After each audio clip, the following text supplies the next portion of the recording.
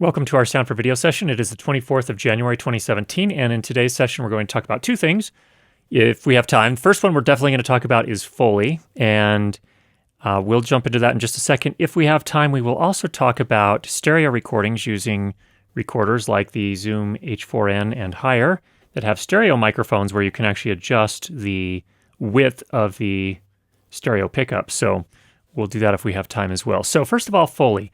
I am not, I'm going to be honest with you, I am not representing myself here as a Foley expert because I'm not a Foley expert. I've done it just a couple of times. Let me just tell you what my experience has been, and perhaps some of you out there that have done more Foley, you could chime in as well. Love to hear your input, maybe even a critique of the, a constructive critique of what we did here. Let me just show you what I did here. I'm going to make this big, and it will probably play real quick. Okay, so what we have here is the actual film that we're doing the Foley for. This is, again, the Guitar Maker. We've talked about this in several sessions prior to this. He is sanding the back of a guitar here. He's got a sanding block.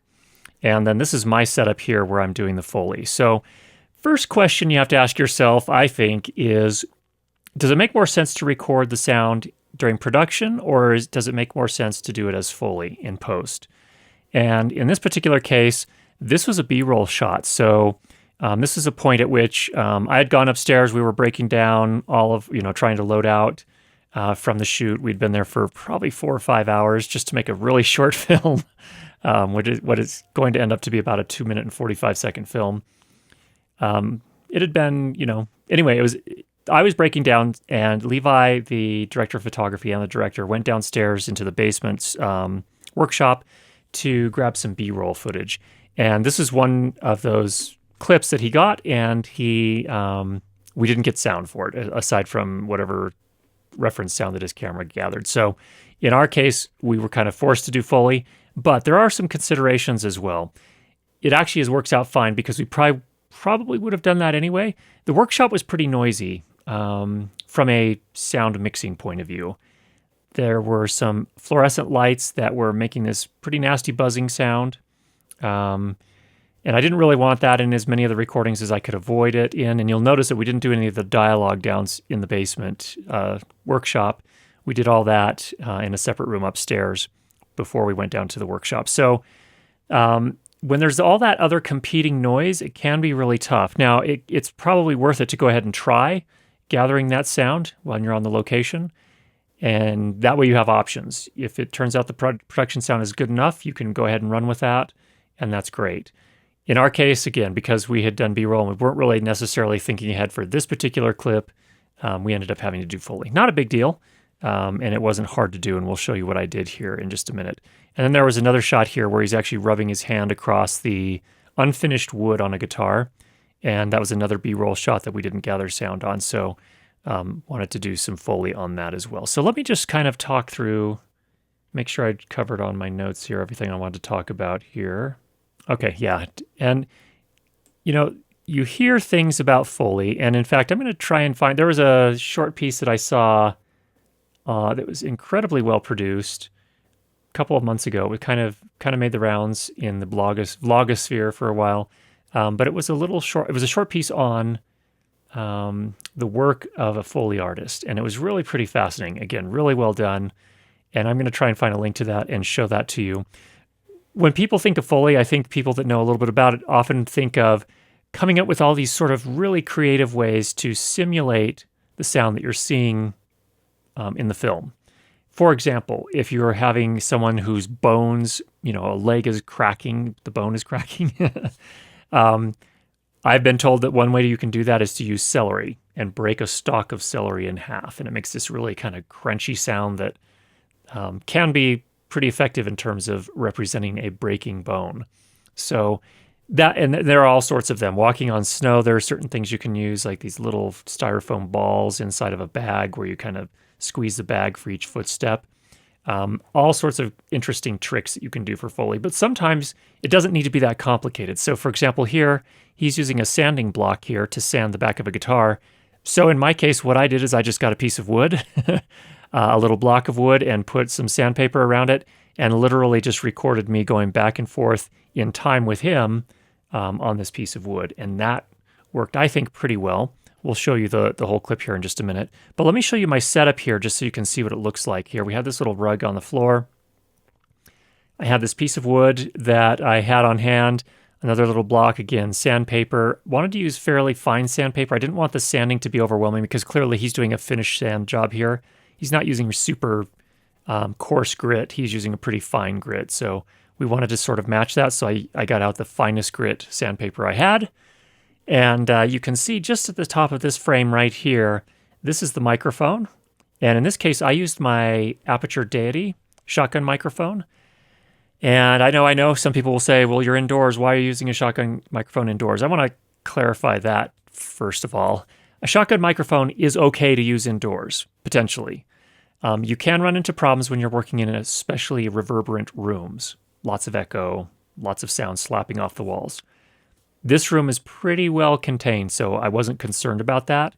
And I like the sound of this mic, so that's why I used it. So I'm also still getting to know it a little bit better, and this was a good opportunity. So I just want to disabuse you. If I have given you the impression that shotgun microphones should never be used indoors, I just wanted to explain that. They can be used indoors under the right circumstances. If you're going to be recording in a very, again, reverberant room, I would go to something else, small diaphragm condenser. All right, so this microphone is approximately 40 to 50 centimeters above this piece of wood here, just to get you a sense of the scale here. Of course, I have that routed into my Sound Devices 633, which is what did the recording for us. You can see here I've also got my phone, and on my phone I have a cut of the film that we're doing the Foley on. This is kind of a ghetto setup, to be honest. It's not what a real Foley person would typically do if they're going to be doing a lot of Foley, and I'll explain that in just a minute here and show you what probably they would do instead with other tools. And you can see here, I'm going to go ahead and play through this and let you see it. And actually, before I do that, let me show you the other one that I did. We're going to show you here as well. Similar thing, he's rubbing his hand across the guitar, and you can see here I'm doing the same thing, just rubbing my hand across this piece of wood. And it's a relatively thin piece of wood. I think maybe I would say maybe 3 centimeters or so thick. And it's not as thin as the guitar is, but I was able to get a pretty good tone out of it just running my hand across it. So let me just play this for you so you can see what it's like. Projects like that, working with my hands. I was watching a program on TV that showed a guy making cellos. And I didn't want to make a cello, but I thought, I wonder if I could. Okay, there we go. It was that simple. Now, again, I'm no expert here, but what I think is that really what you want to do is just sort of work through what, kind of catalog all the things that you want to do fully for your short piece on, if you're doing a short piece or whatever piece you're working on. And then you just want to think about, okay, how can I produce that same sound? And you may have to experiment a little bit. Fortunately, this piece of wood, I think, worked pretty well for what we were trying to do. And we were able to get a pretty decent tone. Do I have a lot of things to learn about Foley still? Absolutely. One thing you do a lot when you're doing Foley is you loop, especially if you're doing dialogue replacement. And this is a little bit more straightforward. And what I did is I just sort of memorized his movements. I just watched that clip over again a few times till I knew what kind of movements he was making. So I knew how many times, for example, I was going to go back and forth on that piece of wood with the sanding or with my hand. And then I just ran through it. And I only needed a few takes. It didn't take long to get what I was looking for. But one thing you can do is if you have something that's a little bit more complicated and you know you're going to need to do multiple takes, one thing you can do in Audition is actually come and choose the Select tool. And then you can actually just choose or select the area where you're going to be doing the Foley. And here, for example, we happen to know it's this area here. If I run the I was watching a program on TV that showed a guy making cellos. Okay, so it's this white highlighted area. If I then choose the repeat or loop playback right here, watch what happens now. Program on TV that showed a guy making cellos. I was watching a program on TV that showed a guy making cellos. I was watching a program. So we can just loop through that over and over again, and I can do multiple takes. So that's a pretty nice feature. Now, I need to work through the mechanics of how that works here because I'm not entirely sure, and I'll have to check, but how you can play back and also record multiple takes in Audition. I think there's a way to do it. I would need to kind of check it out a little bit more and see, especially when you're doing this loop back. So we'll explore that a little bit more in the future and come back and take a closer look at that. But here's my kind of first foray, second foray technically into Foley, and it's a lot of fun. So I would definitely encourage you to get out there and try it if you have anything in your projects where you do need a little Foley sound. I'll confess I did the first sort of mix of this film, and Levi, the director, came back and said, hey, we could really kind of take this to the next level by really working on the sound design here. And so I was pretty excited to do that. It was a lot of fun. Let me just check my notes here, make sure I got everything I was hoping to cover there. Love also to hear about your experiences with Foley. If there's some things there that you've learned in the process, definitely leave a comment down below. Love to hear what that is. Next one was a question from our friend Kevin, the basic filmmaker. He said, or asked, what is the purpose of adjustable XY mics on Zoom recorders? What does changing the angle do? So if you're not familiar with that on the, for example, here I have the Zoom H4n, and these little microphones here at the top can be twisted in two different settings. There's a 120-degree setting and a 90-degree setting. And you can do that to both of the mics. What that does is it actually changes the width of the stereo field that you're recording. So what you have in a recorder like the Zoom H4, or all of the Handy series above the H4n, you have two microphones with cardioid polar patterns, or cardioid pickup patterns. And so this is kind of a bubble here. It's going to pick up the sound mostly in this area. It's going to kind of fall off once you get to this area. And then the other microphone is kind of the same thing on the opposite side. So what happens is when you change this angle, so I went from now 90 to 120, what that means is now these microphones are kind of angled at a more extreme angle. So 120 is more like that, whereas 90 is about like this. And what the result is that when you go to 120 instead of 90, is that the perception of the stereo field changes. It feels wider. And you might ask yourself, well, why would you want to do that?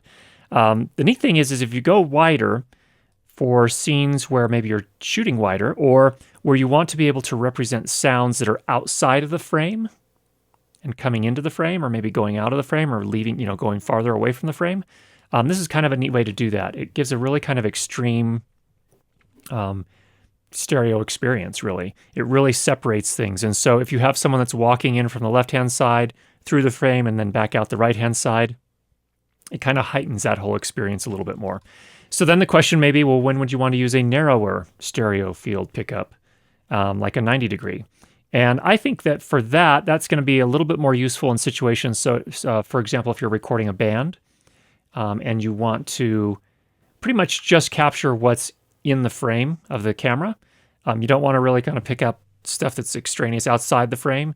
I think the 90-degree would be a better choice in that case. So that's another thing to experiment with a little bit. And it was a great question. Thanks for that, Kevin. I don't do a ton of that, but I experimented with it a little bit. I did a review this year, last year, we did reviews of the Rode Stereo Video Mic Pro and the, was it this year or last year? I don't remember now. The Shure MV88, which is a little tiny microphone that you can plug into your phone for recording. And it did mid-side recording, actually. It also did adjustable stereo width recording. So I will put links to both of those so you can hear some examples of what those sound like. But that's something that could be fun to experiment with as well if your piece calls for being able to represent a stereo field and you want to really immerse your audience in the whole scene by doing that kind of sound design. So, all right. I hope those things were helpful for you. If you have any questions or comments or thoughts or constructive input, go ahead and leave those down below. And we will talk to you again next week. Take care, everybody.